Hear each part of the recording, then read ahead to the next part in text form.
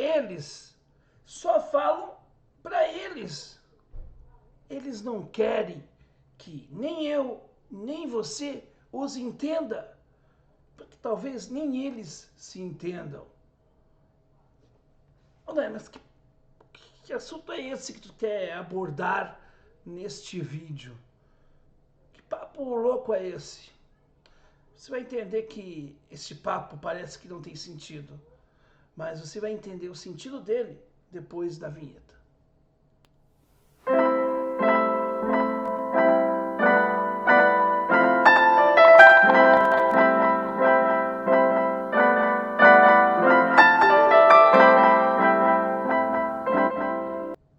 Muito bem, seja muito bem-vinda ou bem-vindo a este canal. Eu sou Noé Gomes e você está no canal Falando de História. É um canal feito por um latino-americano, né, sem dinheiro no banco, né, com os parentes vindo do interior e que às vezes se pega, né, pensando em algumas coisas e sofre muito porque às vezes, né, e sem ser, né, assim, não querendo ser presunçoso, né, ou soberbo, às vezes pensar e conhecer coisas nos fazem sofrer mais do que a ignorância.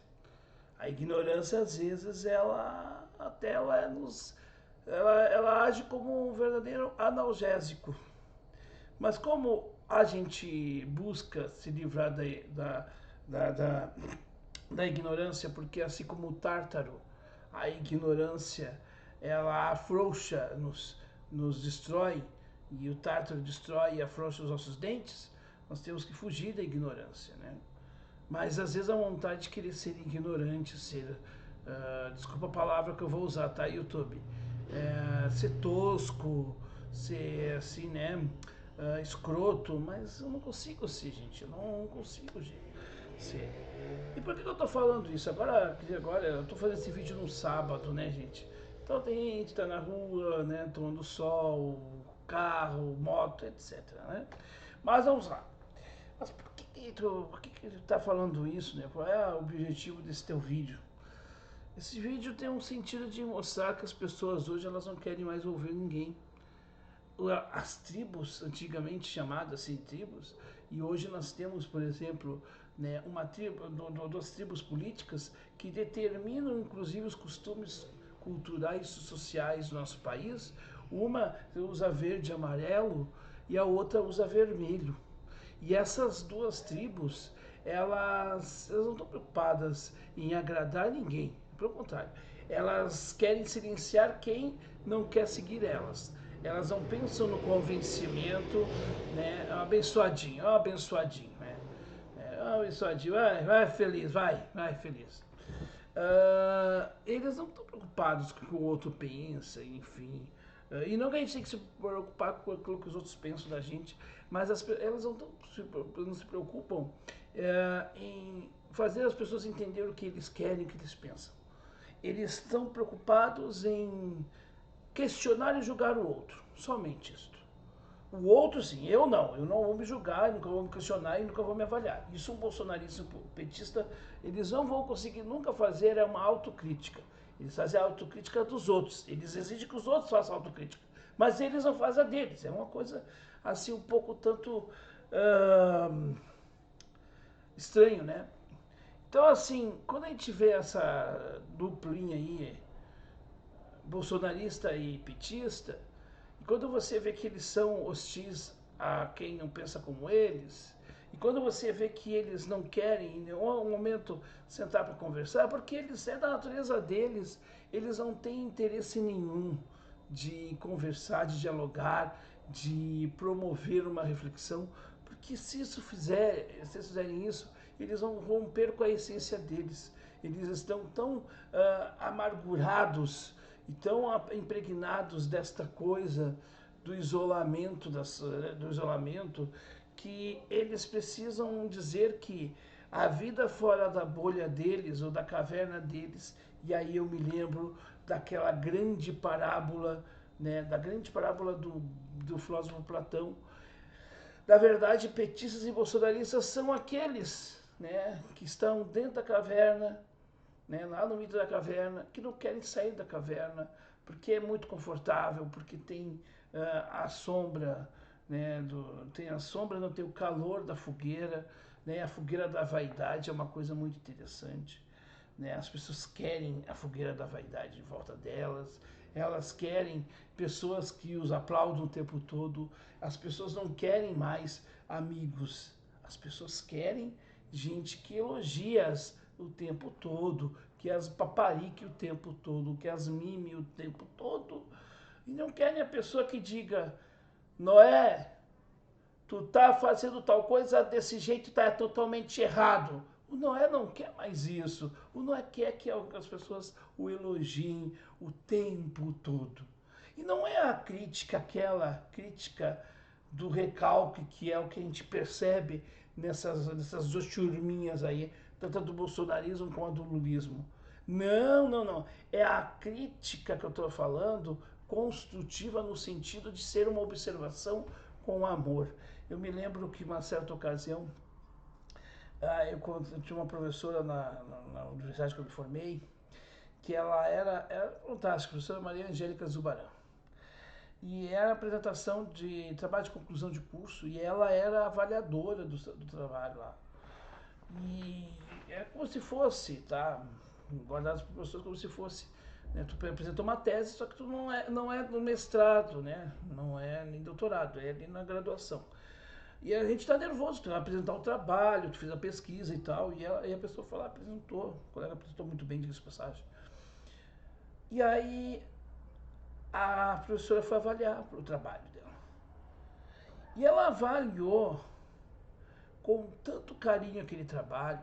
Ela disse que tinha uns pontos que tinham que ser corrigidos, porque né, geralmente tem essas coisas, né? Você tem que corrigir aqui, tira ali, faz um trabalho final. E ela olhou com tanto carinho aquele trabalho, ela ressaltou o ponto positivo daquele trabalho e ao mesmo tempo ela disse, ó, tem erros aqui. Ela corrigiu com tanto carinho que eu praticamente não me sentiria ofendido se fosse comigo. Eu me sentiria feliz alguém com carinho me dizendo, Noé, faz por aqui, troca essas palavras aqui, essa palavra aqui de repente não foi legal, mas olha, a tua intenção de usar esta aqui ela é válida, mas de repente não nesse contexto. Ela não chegou lá lacrando com uma lacração que nós temos nos tempos de hoje, onde a pessoa, sei lá, né, por a dificuldade que nós temos hoje de interpretação, de compreensão das coisas, porque as pessoas não leem mais, as pessoas não sabem mais, as pessoas não conseguem compreender, tanto mais interpretar as coisas. E aí a gente, né, quando a gente fala, a pessoa distorce porque ela tem a visão distorcida da realidade. Então esta é a situação nos nossos dias. Nós temos uma tecnologia que avançou muito, mas nós temos uma população que não evoluiu, ela estagnou no tempo, porque eu acho até que ela tem um certo grau de cultura. A gente parar para analisar uma parte da esquerda, tem um grau de cultura. Só que é um grau de cultura que não quer dizer nada se você não oxigenar ela. Até porque cultura é independente de conhecimento.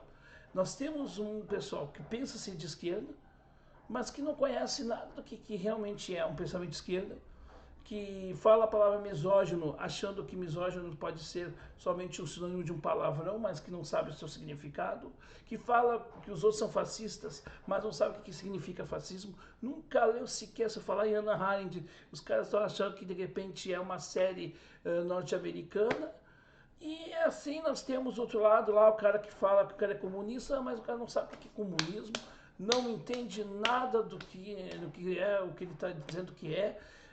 Ele acha que patriotismo é a mesma coisa que ufanismo, nacionalismo, é tudo muito misturado porque os conceitos hoje são todos numa geleia em que qualquer um se avora, dono da verdade, vem aqui no YouTube com perfil fake para ofender quem produz conteúdo. E tá tudo certo, porque a vida é assim.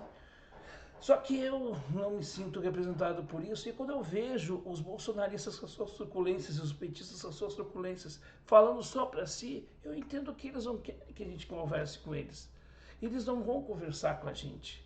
Então, às vezes eu vejo assim, durante o processo eleitoral, antes do processo eleitoral, de gente que, por exemplo, o governador do Ciro, que achava que, né, nós vamos agradar aqui os petistas, eles vão nos apoiar lá no futuro. Bobagem, eles não vão nos apoiar nunca.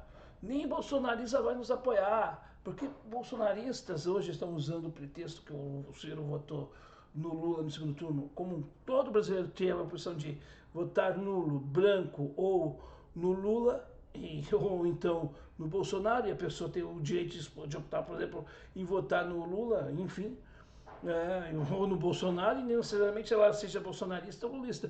Mas não tinha como o Ciro votar no Bolsonaro, jamais iria votar no Bolsonaro. E votou no Lula e não fez campanha pro Lula, ponto. Um monte de gente fez isso. Eu, particularmente, eu votei em branco. Teve gente que nem esteve presente na votação. Abstenção, e às vezes nem sem ainda abstenção sem justificativa. O que também depois tem problemas de ordem de programas sociais e concurso público, essas coisas. Então, assim, gente, a gente está vivendo hoje uma era disso, da desinformação, da truculência, da falta de noção básica das coisas, da dificuldade de interpretação das coisas, da realidade das coisas. Há diversas realidades para elas que são desconexas, né, daquilo que a gente realmente pode chamar de realidade, e isso que se dá o nome de narrativas é o que impera hoje na sociedade. Eu estava vendo um vlog de um rapaz aqui de Porto Alegre, muito interessante o vlog dele, e ele foi lá, ele filmou, ele foi no meio da manifestação da passeata gay de Porto Alegre. E sabe o que eu vi ali? Eu vi um ato de falar de amor, de diversidade, de falar de tolerância, né, o pensamento do outro. Só uma manifestação de uma menina que tinha o cartaz, que ela era lésbica e que Deus amava todo mundo, algo nesse sentido. Mas tirando isso, eu não vi ninguém mais, eu só vi gente ali com bebida alcoólica, enchendo o trago, palavras feias a todo instante, uma gente que tinha um comportamento que tu via que não era normal no sentido, não psiquiátrico não, gente, é no sentido espiritual mesmo, sabe? O pessoal assim com energia ruim. E aí eu comecei a pensar, esse mesmo pessoal, esses que muitos vão chamar de identitários, eles são preocupados em conversar com a sociedade realmente? Não, eles não estão preocupados em conversar com a sociedade e de levar a pauta de LGBT, uma pauta transversal, com um diálogo sério e reflexivo. Eles querem fazer uma festa, eles querem zoar, eles querem aproveitar, eles querem gozar a vida. Eles não querem, de fato, fazer aquilo que talvez eu ou você queiramos fazer. É uma tristeza que dá, sabe? Mas é a escolha de cada um. E eu olhei para aquilo lá e se eu tivesse ali eu ia me sentir sozinho no meio daquela multidão. É muito triste isto. Mas você, o que você pensa a respeito disso tudo que eu falei? É uma loucurada que eu estou falando aqui, mas é um pouco também uma tentativa de desopilar das coisas ruins que a gente vê por aí e de um mundo que, se não tem para mim uma visão religiosa, e não estou falando de religião em si, qualquer uma que seja, se a gente não tiver algo a se apegar, de fato essa vida não tem mais sentido. Como eu acredito que estou numa passagem, é só uma etapa, as dores de agora elas se tornam um pouco menos piores, mas a gente ainda sente muita dor por viver tempos tão mesquinhos como esses.